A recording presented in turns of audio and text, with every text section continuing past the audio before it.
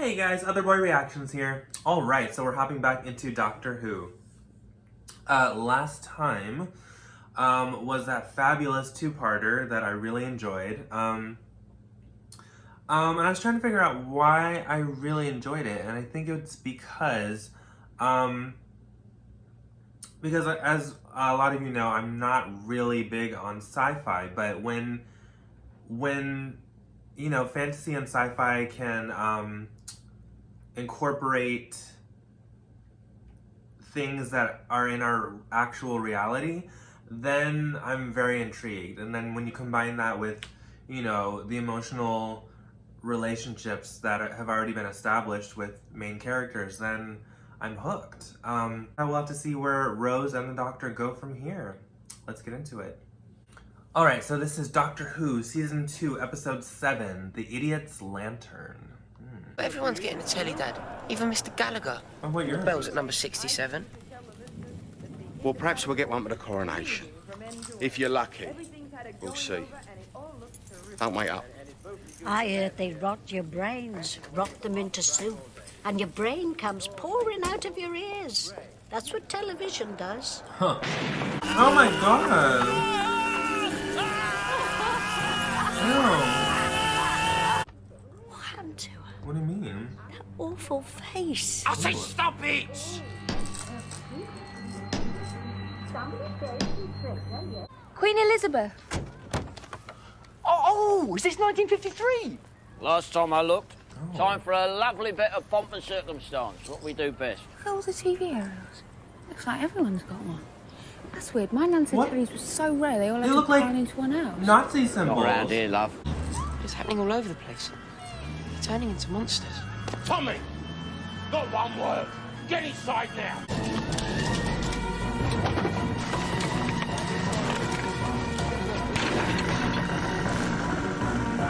Please, Oh my god. you're burning me. Inside. I just want things back like they used to be. Oh, but this world of yours is busy, busy, busy. Forging ahead into a brand new age. You can never go back. That's your tragedy. Fuck. But now, the time is almost ripe, Magpie. Give me that key.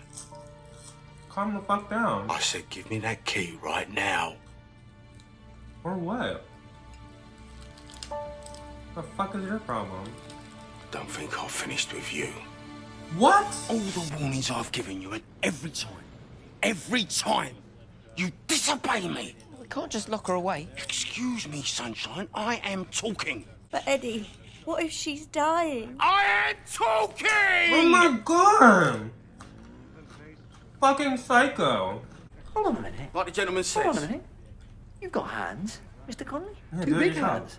So why is that your wife's job? It's Yeah. housework, isn't it? And that's a woman's job. Of course God. it is. Mr. Connolly, what gender is the Queen? Right. Female. And are you suggesting the Queen does the housework? Tell us what's wrong and we can help. It's all right. It's all right. Come here. Oh, it's Not if people are being I bundled into... am talking! Oh my god. I'm not listening! No, you, Mr. Connolly, you are staring into a deep, dark pit of trouble if you don't let me help. So I'm ordering you, sir, tell me what's going on. Oh my god. Started hearing stories all around the place. People who've changed. Oh my god. There are three important, You brilliant, just come and in. complicated reasons why you should listen to me. One, Oh! I've been wondering when someone's gonna just do that to him. I mean, it's not like he's a fighter. Stay where you are. Mr. Magpie, something's happening out there. Ordinary people are being struck down and changed, and the only new thing in the house is a television. Your television. What's going on? What are you? I'm the Wire, and I'm hungry. No, no, Rose! The nation has an image to maintain. but doesn't it drive you mad? Doing nothing? Don't you want to get out there and investigate? Of course I do. Street. They took her face and just chucked her out and left her in the street. And as a result, that makes things simple, very, very simple. Do you know why? Wow, he's angry. No. Because now, Detective Inspector Bishop, there is no power on this earth that can stop me. You've had your fun with your little doctor, but now you're left with me, Rita. Oh, shut up. So you'll behave yourself Oh my god. and smile. Oh, poor thing. All he loves is Gran, this one. Proper little mummy's boy all round. Oh, you know what they say about them. Do you want to beat that out of him? That's exactly what God. I'm gonna do. Oh my god. Okay. Says it so casually. Listen, you little twerp. People round here respect me. It matters what people think. Oh my god. Is that why you did it, Dad? You ratted on Gran. How else would the police know where to look? Oh, Unless some fuck. coward told them. This is like Nazi Germany. You think I fought a war just so a mouthy little scum like you could call me a coward? You don't get it, do you? You fought against fascism, remember? People telling you how to live, who you could be friends with, who you could fall in love with, who could live and who had to die. Don't you get it? You were fighting so that little twerps like me could do what we want, say what we want. Oh. Now, you've become just like them. You've been informing on everyone, haven't you? Even Gran. All to protect your precious reputation. Get away from this house, it's poison. We've had a ruddy monster under our roof, all right, but it weren't my mother. I'm on my way. What are you? I'm the wire, and I will gobble you up, pretty boy. Every last morsel. And when I have feasted, I shall regain the corporeal body, which my fellow kind denied me. For the first time in history, millions gathered around a television set. But you're not strong enough yet, are you? No! Doctor, hold on. Do something! Ah, this one is tasty. Oh my god. Lashings of him, delicious. Ah! Hungry, Hungry. Ew, shut up. That's so creepy. feed me. Oh my god, it's too late. Oh my god. Oh my god. You promised me peace. And peace you shall have. Oh, I'm gonna die. Oh, fuck! Oh my god. Oh my god. Burning the candle at both ends. Lined with crimson silk. Are you willing to do the same?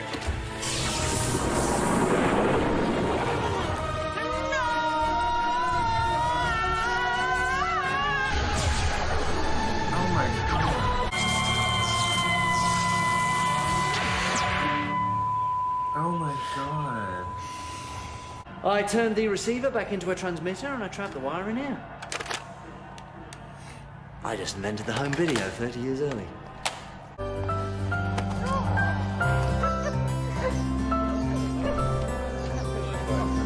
Yes. And on her behalf, I'm telling you, Get the fuck out of my house. out.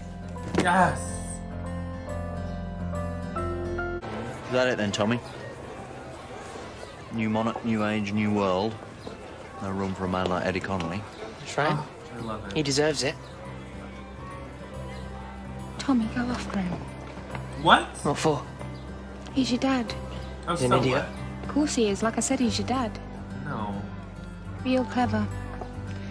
Clever enough to save the world, so don't stop there. Okay, you don't need to go that far, Tommy. Good episode. I enjoyed that one.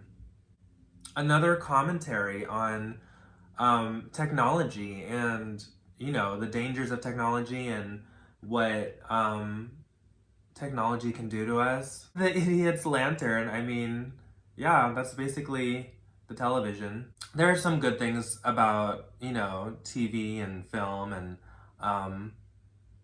you know, but it doesn't compare to like reading a book. Like I love TV and film, like that's my passion, but I can see a difference between, you know, reading a story and then seeing a story on TV, because television is someone else's vision, someone else's interpretation of something.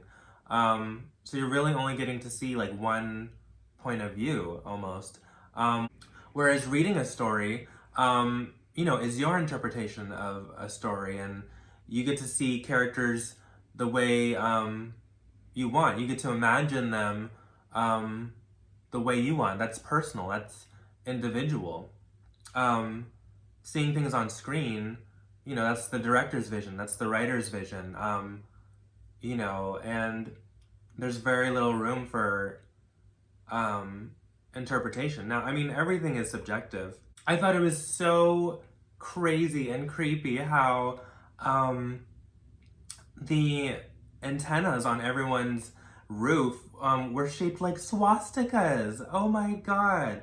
I mean, that obviously was done deliberately because, you know, to really pound into our heads that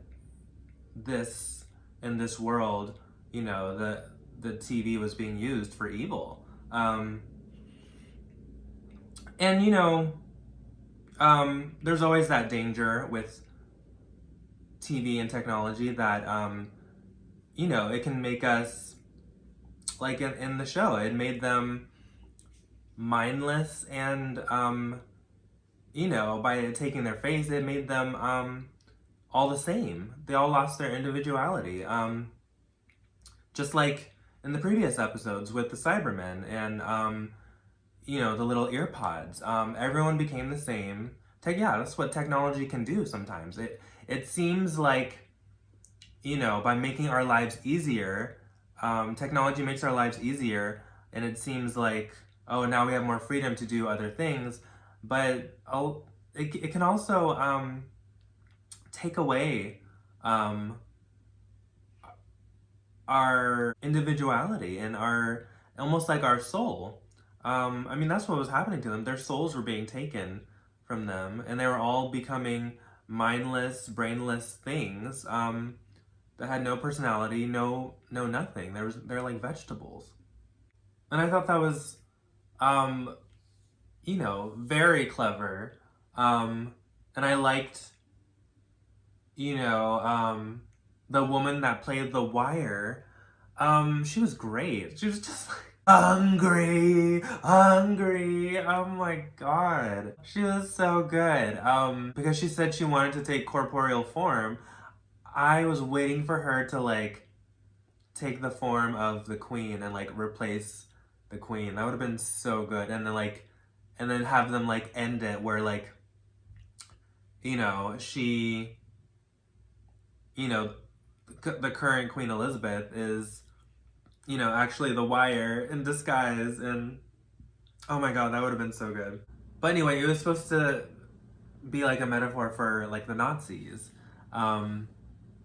And, you know, people informing on the Jews and you know, telling the German government that, you know, oh, so-and-so is hiding in that house over there, and so-and-so is doing this, like, just, yeah, fascism. And I love the little speech that Tommy had and to his dad, and how, like, you know, like, you're supposed to be fighting fascism. You're supposed to be fighting for the little guy, like, you know, the people like me who,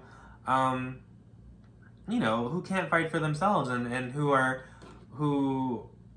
want to have freedom and freedom of speech and individualism.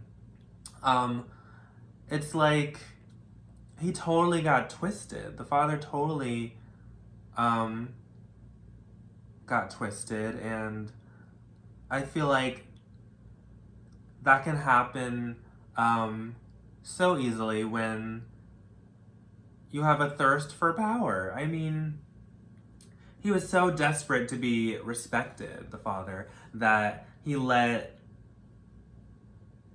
what other people thought take over him. It like determined everything that he did because he cared about what people thought. And everything had to be perfect, whatever his idea of perfect was. He had to have control of the house. You know, he needed to be the big man in charge, puffing himself up. You know, just very insecure. Treated his wife horribly, treated his son horribly, treated the grandmother horribly. I love what the doctor said at the end, how, you know, it's a new monarch, it's a new era, it's a new time. And, you know, there's no room for men like the father anymore. I love that. And I feel like that goes with today as well, because there is no room for people who are entitled and, you know, think that they can just treat people like shit, think that they're owed certain jobs because, you know, they're real Americans and everyone else is a foreigner. These outsiders are coming in, taking their jobs, and like, no. Yeah, so there's no room for people like that. No room for people, I mean, most of the Trumpsters who, you know, are just so hateful and like they don't want anything to change. That was another thing about this episode. It was about change and how, you know, the son represented a new generation, a new age, you know, and the TV, that's what the TV represented too. The TV was new at the time. And, you know, the father represented this, this old-fashioned time where the man was the king of the household, and you had to do whatever he said, and he, you know, just ruled with an iron fist. And the TV definitely is something. It's a technology that represents a new age and a new way of thinking. You know, having a more open mind. But I mean, obviously, that can be twisted too, because that's what happens with, you know, in a free world. In a free world, anything can be fed to you. The only way to be totally safe is if you live in a fascist, you know, dictator, tyrannical country, because, you know, like North Korea or Saudi Arabia, where it's like you're not allowed to do anything. The government controls everything that you do, everything that you watch, everything that you say. Yeah, or like The Handmaid's Tale, where like you're not allowed to do fucking anything. But I mean, there's no crime. So I mean, I guess that's a plus, but like, it's because people don't want to fucking die. If you break the law, you know, you get your hand cut off or whatever. I mean, so I mean, I guess that's like the only plus. And that's why those tyrannical governments try to use fear to keep people afraid, to control them. It's all about control. But when you have the opposite of that, like America, where, you know, we're supposedly free, you get everything. You get the good and the bad, or what people consider good and bad, because that's subjective too.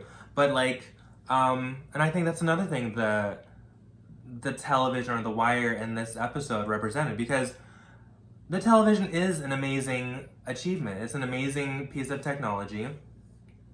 You know, and so is the computer, and now we have smartphones and the internet, and it's all amazing. There are amazing benefits to technology, but then there are also there's a dark side of it. It can be used for bad as well. But that's the price you pay of living in a free society. We can watch educational programs on TV, we can watch family shows, we can watch cooking shows, we can watch the news, but then you also get, but there's also porn on TV, and then there's violence on TV. There's, you know, people getting shot and blown up and murdered and assaulted, and there's everything, and on the internet as well. And but I mean, that's what makes it beautiful, because we get the choice. You know, you can choose, like if you have children, not to let them watch certain things. But the fact that we have that choice is what makes it so beautiful, because there are many places where they don't even have a choice. They have to watch a certain thing. They have to listen to a certain thing on the radio. All their news is, you know, just fucking propaganda to puff up whatever dictator they have. And everything that they're fed keeps them in line. And I'm sure some people would argue that every country has a little bit of that to a certain extent, because I mean, there are agendas everywhere. But for the most part, you know, the U.S. Has a free society. Canada has a free society. England has a free society. I did feel for Tommy and how he stood up to his dad, and the mother, the wife, how she stood up to the father as well, and, you know, kicked him out. It's like, yes, you know, times were changing for women too. She no longer had to be the housewife.